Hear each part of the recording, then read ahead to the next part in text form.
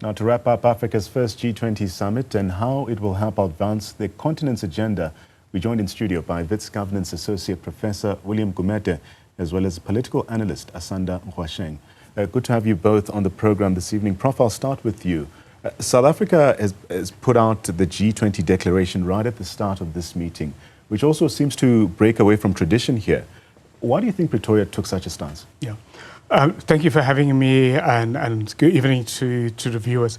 I think it's important what South Africa has done is to position the G20 almost as a G20 plus, but without the US. What I mean by G20 plus is bringing in developed countries that are not part of the G20 and developing countries also that are not part of the G20, and then sort of your middle powers that are not traditionally part of the G20, and then of course the African Union and many African countries. Now, by positioning it in such a way, actually gave South Africa the space and the opening to overcome the absence of the US and almost became an alternative world force now. And I think there was an important strategic positioning to deal with the vacuum of the US not being around. Yeah. Asanda, with the US boycotting the summit and also using very strong language as well in responding to some of the remarks made by President Ramaphosa, what do you make of South Africa's handling, especially around the messaging of all of this? I think South Africa did a great job under very tough circumstances. And I think, in fact, what Trump and America thought would be to South Africa's detriment has actually kind of self-detonated and became their loss. What we're seeing now is that there is a much more united world, a much more cohesive world that has come together around issues of equality, around issues of social justice, and around issues of trying to really rethink the way in which global institutions are structured and the ways in which multilateral arrangements as well as the global economic structures are. And this is quite critical in terms of how South Africa has come out, having been a country who has moral authority. Our transition from 1994 gave us this moral authority.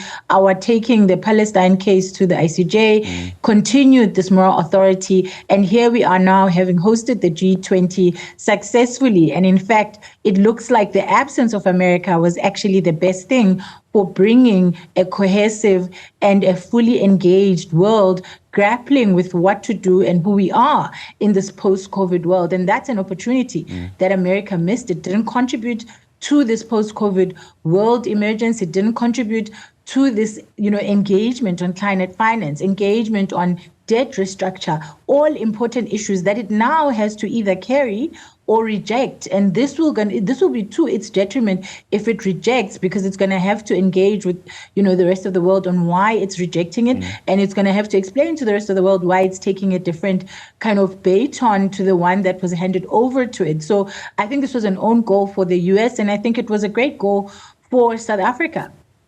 Asanda calls it an own goal for the US. But interesting, Prof, is that the president spoke about a renewed commitment to multilateralism.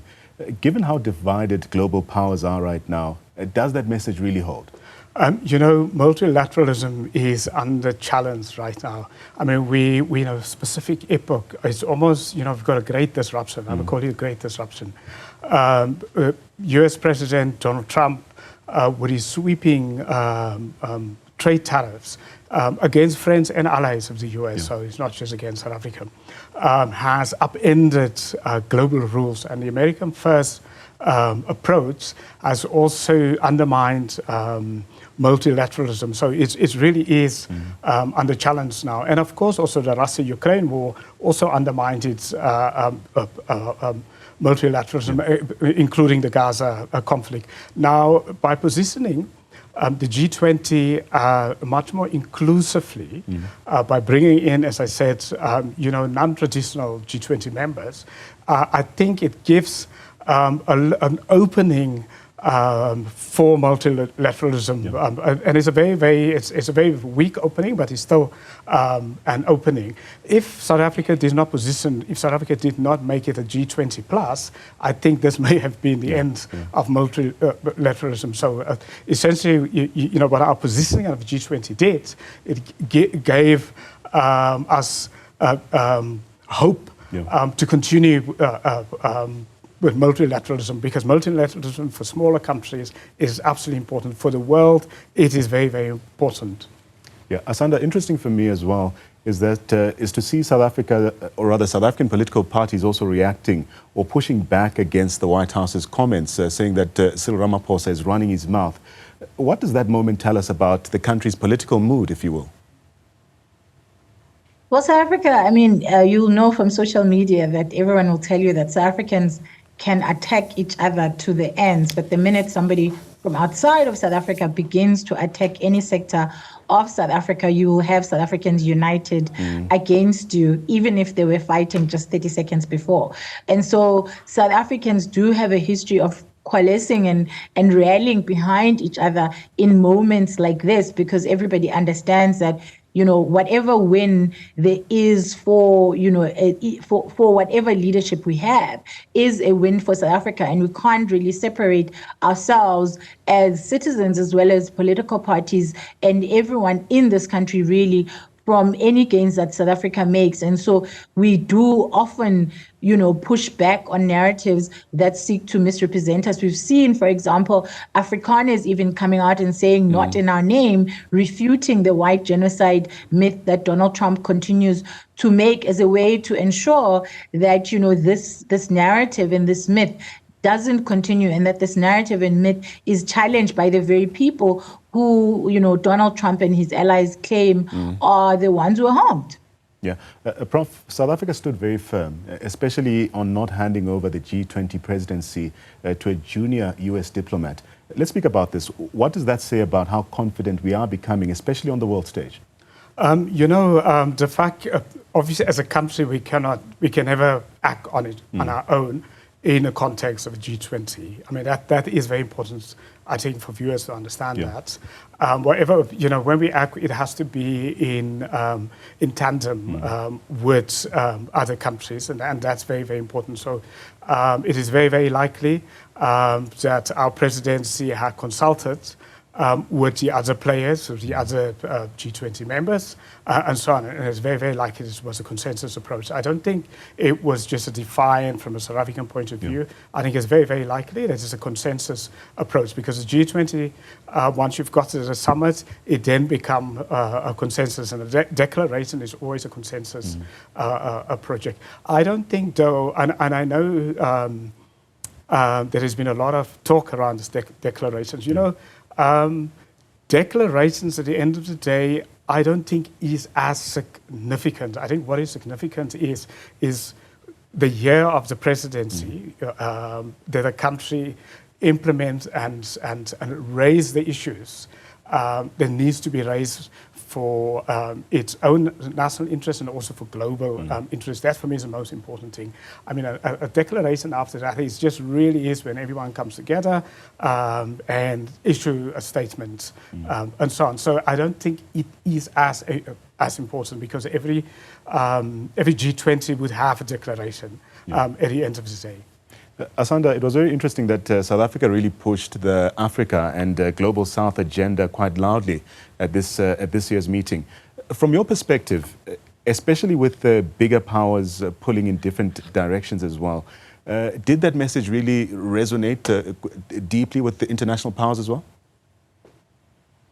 Yeah, I think that it's very clear to everybody that there is a global shift that's taking place. And unfortunately for America, it seems that the world is learning to live without America, whether you're talking about its funding of the WHO, it's pulling out of some of its funding of the UN and other multilateral institutions. It's been now more than a year, and everybody's getting used to the idea of America not necessarily coming to the party. And so we are learning, I think, as the world, to figure out what it means to come together and what is needed in this moment. And so even some of the ones, who were disagreeing on specific points eventually did come to a point where they agreed, because it looks to me like everybody understands that we need each other as a globe. And you'll see, I think the language that gets used in declarations is quite critical. Ubuntu led, and Ubuntu was, at the forefront in terms of the writing and the languaging. And that's important because it highlights the importance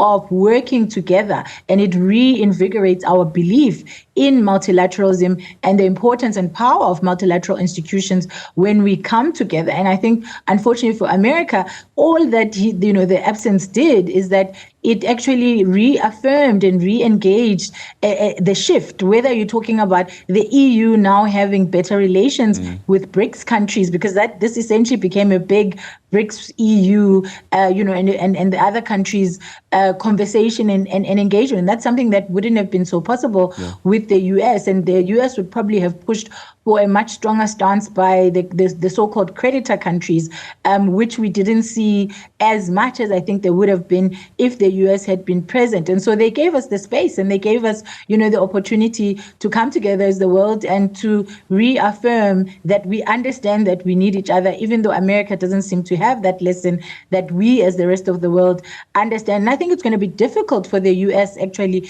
to have the presidency next year, because the first thing they're going to have to do is convince everybody that they need to work with America and convince everybody that America can be trusted and that America is interested in multilateralism and working together, because they've made the point for this whole year of South Africa's presidency to basically prove the opposite. And so if it is indeed that people could potentially give them the same treatment that they gave South Africa of boycotting or sending junior staffers. And I don't know if America's ready for that, but I think, what South Africa did in leading in the way that it has, and South Africa has a history of doing this. When we had the World Cup, we led it as an African World Cup rather than just as a World Cup for South Africa. And South Africa constantly reiterates its, prioritization of Africa, its prioritization of the global South, because it understands that a big part of the power of South Africa comes from being a regional powerhouse on the continent and also being a global influencer in the global South. Prof, as we unpack this declaration, it talks about climate funding jumping from billions to trillions. How realistic is that, especially as we speak about this, especially with big powers pulling in different directions when it comes to climate issues? Yes, can I just say two things in terms of, it is, just talking about the US, it is very unfortunate for the US itself that the US is not in the game during this G20. Because what it means is, from a US point of view, the US is the world's biggest economy, and the world cannot be without the US. That's just the reality, because such a big economy, the US economy is very difficult for the world to function without the US. That is the reality. That is why it's such a disappointing for the US that the US hasn't been here, because what is happening now is there's actually the beginning, the potential beginning of a sort of anti-American global alliance, and it would be the US's own fault, because the US, it's not playing, it's not part of the game. It's deliberately disengaged from the game. Now, from on the declarations, I think it is overambitious, and sometimes these declarations, global declarations, the disappointing part often of it is that it's very, very ambitious, but we know the reality. It's we'll never get to the reality. Although Brazil is taking over COP30, and Brazil has been pushing. Brazil set up a couple of weeks ago, actually, a new fund for tropical forests and so on. And even at that at a COP30, it is also very unlikely that the US is going to engage actively, because the US also has an issue with Brazil in the same way the US has with South Africa. And also the other thing is, with the US under the Trump administration has been very unenthusiastic about climate reform. So I think it's obviously a very good declaration, but I think in reality, it is not going to be implemented. Asanda, there were also comments that appeared to have rather changed or seemed toned down from the part of South Africa. For instance, proposals like taxing billionaires, for instance, it ended up being toned down. Should people see that as settling or simply just smart diplomacy on the part of South Africa? Well, I think it's, it is smart diplomacy, because eventually there are things you're going to win and there are things you're going to lose. And you have to kind of weigh up what the things are that you are non-negotiable on and what the things are that you are negotiable on. Of course, declarations are like pledges. They look good on paper, but, as has been said, may not be realized. But I do think that this is important for South Africa, that we have agenda set. We've said climate finance needs to continue to be an important and a critical issue to engage in. We've said that inequality needs to be front and center of issues that need to be engaged in.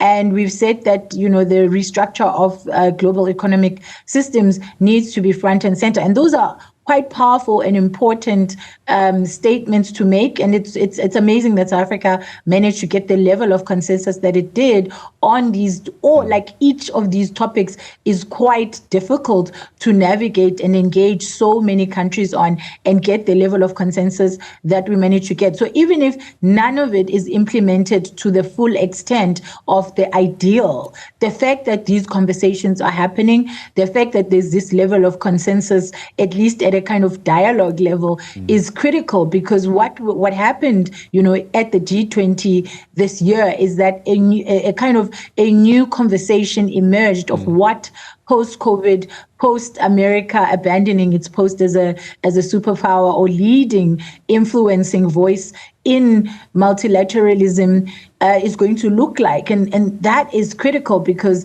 we've gone through a year of havoc and a year of lack of surety and serious destabilization, where we didn't know if there are going to be tariffs, no tariffs, etc., etc. And now we're getting to a point of stabilization. So while the world, because of America's economy, has to engage America, but America has shown itself to be optional. And I think that we can't take that for granted. We need to actually see that is a big deal, that the world is now going to have to consider what options exist should America pull out, should America not engage in the ways that we expect. And I think that is a big, big global shift, because we're coming from a world where you couldn't do anything without America. At some point, what happened in Johannesburg would never have happened. The G20 would have had to be postponed or cancelled because America said they couldn't come. But we've got this point where people understand that whoever's in the room, the conversation will continue, and whoever's not in the room will figure out a plan, to reassert their own voice. And as the president of the G20 next year, America is now going to have to show us what it thinks its key priority areas are, but they can't deviate from the declaration that's just come out of the actual G20 members who met. And I think, the spirit of why G20 was started, which was to engage with a changing world and really deal with particularly the post-2008 global economic crisis, was really lived today, because the issues on the table were not just purely financial. There were issues that dealt with the heart and the crux of why development and underdevelopment takes place: inequality, social justice, the impact on the climate and people, and how we engage with those issues. And the language that gets used when talking about those issues is quite critical. And I think sometimes we need to understand that, while not everything we ask for we will get, but the fact that these things are on the table means that there are discussions, and we'll get to some point, or at least half of the things that we're calling for and asking for. And that is important. And it means also South Africa is now back in the game after, I would say, since 2010, we haven't really been kind of the highlight or the strongest point in terms of our global perspective or how we are seen outside of the ICJ case. And I think now we are firmly leading as a moral voice. We are firmly leading as global, economic and finance and social justice influencers. And that cannot be taken for granted. But of course, all of it is going to depend on political will and whether politicians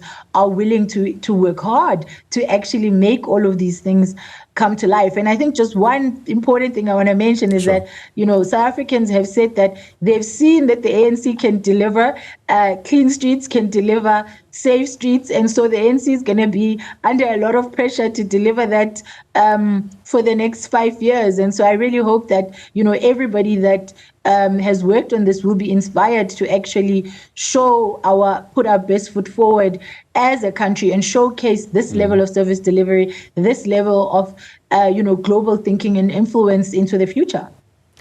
Prof, when we discuss things that were touched on at this G20 or dealt with, it's interesting for me that the G20 barely touched on conflicts like the war in Ukraine.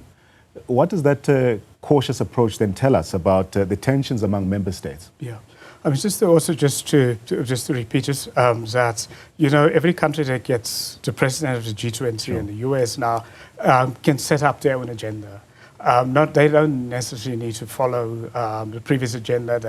And so on. They put together their own priorities and so on, and that's what has happened in the past, and so on. And the country has a year to try to implement and then obviously get a consensus declaration. From a security point of view, from a conflict point of view, I mean, for me, the great disappointment here is, South Africa, we have positioned, or our government has positioned this as G20 plus, including Africa. Now, the big issue in Africa is conflict. I mean, a third of all of African countries are under military rule. Another third is in conflict either with other countries or either within, and so on. And I mean, that is an extraordinary record. And we can't have free trade, we can't have development, we can't get job creation unless we deal with the conflicts. And outside the continent, I mean, Russia's invasion of Ukraine and the Gaza conflict also undermined multilateralism. So conflicts outside Africa undermine multilateralism, but conflicts in Africa undermine Africa's development. I mean, there's absolutely going to be zero development unless we dealt with the continent. So I think this was an opportunity missed for South Africa because we had most of the African leaders here, for example. We had the AU here. But we also have had, the third non-African countries. There are many non-African countries, sadly, who have been involved in fueling conflict or supporting conflict. I mean, in Sudan, for example, even the UN came up with a report implicating a couple of non-African countries that actually supported their conflict. So we had all of these countries here, and we had them this whole year. And I think there was an absolute missed opportunity that we, as G20 presidency, did not deal with this conflict. I didn't use this opportunity, actually. And maybe the second thing that we also lost opportunity for us, I think we should, as a country, we should have taken a much more narrower approach. Yes, there's a big issue, global issues, but a narrow approach in terms of using the proximity of all of these countries that we have to negotiate deals for us as the country and deals for African countries. And I think that, for me, has been a missed opportunity. Prof, let me thank you for your time, as well as Asanda Ngoasheng. Thank you both for joining us tonight. We really do appreciate the clarity and insight that both of them have brought to South Africa's role in this year's G20 Summit, unpacking that. It's been a rich conversation, and we do look forward to having both of them back with us to give us more perspective on political matters as well.